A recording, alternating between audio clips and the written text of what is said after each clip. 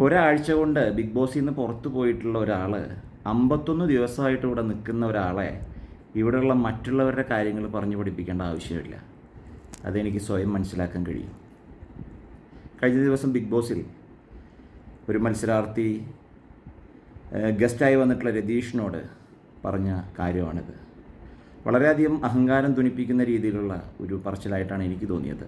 വേറെ ആരുമല്ല, ജാസ്മിനാണ് രതീഷിനോട് ഈ ചോദ്യം അല്ലെങ്കിൽ ഈ രീതിയിൽ സംസാരിച്ചത്.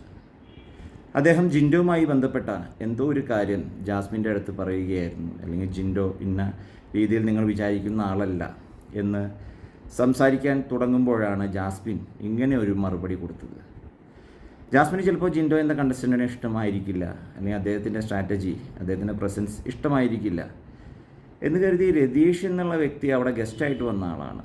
എന്തോ ആയിക്കോട്ടെ, ഒരാഴ്ച കൊണ്ടുപോവുകയോ ഒരു മാസം കൊണ്ടുപോവുകയോ എങ്ങനെയോ ആയിക്കോട്ടെ, അതിൽ നിന്ന് പുറത്താക്കപ്പെട്ട് പിന്നീട് ഗസ്റ്റായിട്ട് വന്നിട്ടുള്ള ഒരാളാണ്. അതിഥി എന്ന് തന്നെ വേണം പറയാൻ.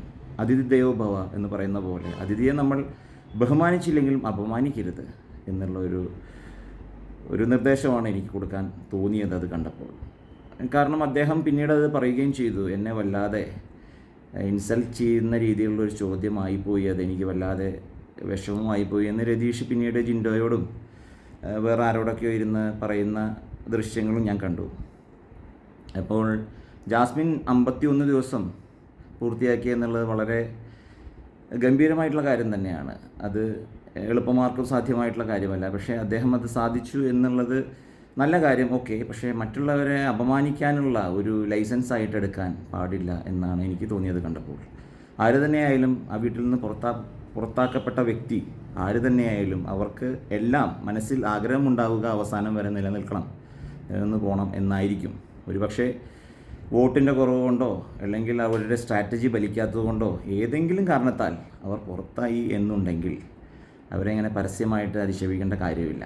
ജാസ്മിൻ ജിൻഡോയോട് എന്തെങ്കിലും പേഴ്സണലായിട്ട്, അല്ലെങ്കിൽ പേഴ്സണലല്ല, ബിഗ് ബോസ് ഹൗസിൽ ചില കാര്യങ്ങൾ ഇഷ്ടപ്പെടാതിരിക്കുകയോ അല്ലെങ്കിൽ സ്ട്രാറ്റജിയുമായി ബന്ധപ്പെട്ട് അവർക്ക് ഇഷ്ടപ്പെടാത്ത പല കാര്യങ്ങളും പല തർക്കങ്ങളും നടന്നിട്ടുണ്ടാവാം എന്ന് കരുതി അത് ജിൻഡോയുമായി നേരിട്ട് തീർക്കുക, ഗെയിമിൽ മത്സരിച്ച് തീർക്കുക, അല്ലാതെ പുറത്തു പോയ ഒരാളെ അപമാനിച്ചുകൊണ്ടാവരുത് എന്ന് തോന്നി കണ്ടപ്പോൾ അതാണ് ഈ വീഡിയോ ഞാൻ നിങ്ങളുടെ മുന്നിലേക്ക് ഇടാനുണ്ടായ കാരണം.